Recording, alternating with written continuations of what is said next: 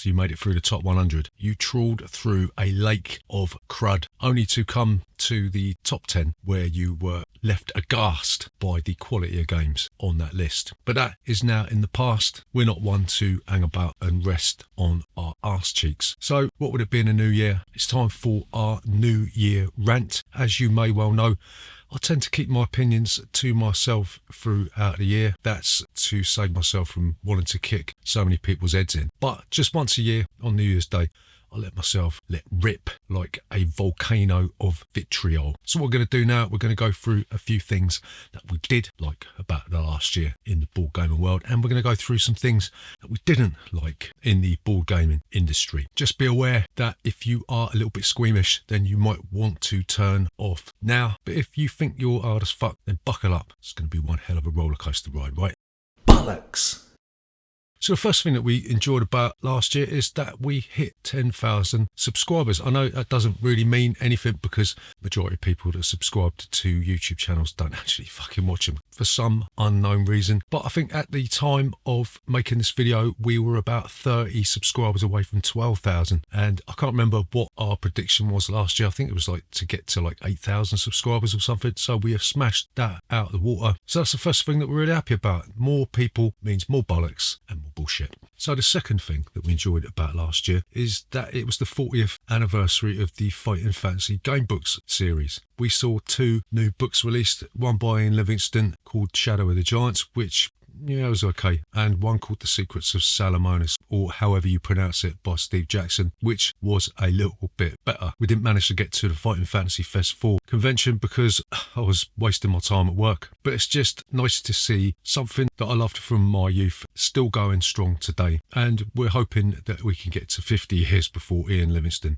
or Steve Jackson decide enough is enough and stop producing any more books, right? So the third thing that we really enjoyed about last year is that we spent less money last year on games than we did the year before. We did make a lot of space in my board gaming dungeon for new cheaper games. We had a massive clear out. You can see our great board game purge videos on the playlists if you are that boring. But yeah, we just didn't feel the need to buy as many games as we did in the previous year. And we didn't really buy that many games in the previous year either. We don't really get many games sent to us for free, and we certainly don't leave them off of our top 10 list because we didn't get a free copy. But when you're surrounded by quality games, I think the overused phrase less is more is quite apt, right? So the final thing that we enjoyed about last year is that we saw more variety of board gaming channels on YouTube. We stopped watching a lot of the bigger channels quite a while ago because they didn't really do anything for us, and that's why we set up our own channel. But we have seen some different stuff being talked about on board gaming YouTube channels. For instance, a now very good mate of mine in Arizona called the Shogunstein, he talks about an often ignored problem in board games, which is colour blindness, right? And he also gives a very, very good historical background to a lot of the games that he plays. So that is definitely worth checking out if you're interested in any of that. But yeah, it seems to us that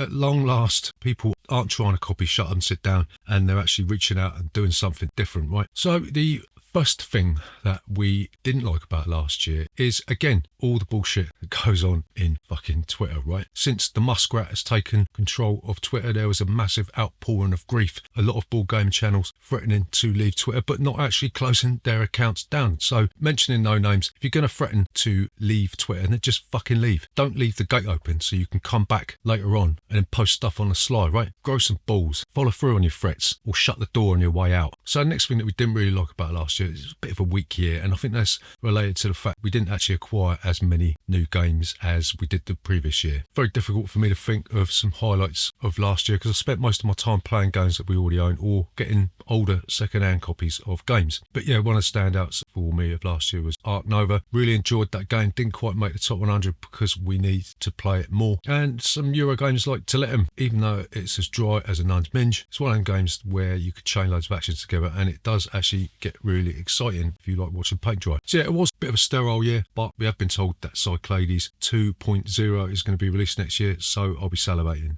So the final thing that we didn't like about last year is that we had a bit of a barney with YouTube itself. They demonetised the channel. I'm not saying that we're interested in money here because we don't generate hardly any revenue through ads. It's just that YouTube decided to demonetise the channel because I couldn't verify my identity. Sent them my passport. They thought it was fucking fake. So I had to send my driving licence, and it took 3 months for somebody in an office to look at a picture of my driving licence, verify it with my details, and yeah, they were just a complete pain in the arse about it. So if you're thinking about setting up a YouTube channel to do this, the first line of advice I would say to you is don't do it for the money, because you're not going to get any. Don't do it for the fame and fortune, because again, you're not going to get any. But YouTube's just a fucking massive ball ache, right? People we come into contact with, a bunch of fucking arseholes. We're deliberately obstructive. It's like a faceless entity. There's no support, don't get any help, and it just feels like they're trolling you all the time, right? I'll probably get banned for saying that, but that is the God's honest truth. Yeah, YouTube just seems to be run by these sort of ghost-like characters that enjoy making your life a misery. So on that note, all that remains to be said to bring last year to a close is thanks to everybody for watching the bullshit that I pump out. It takes a lot of time and effort to do this, it really does, and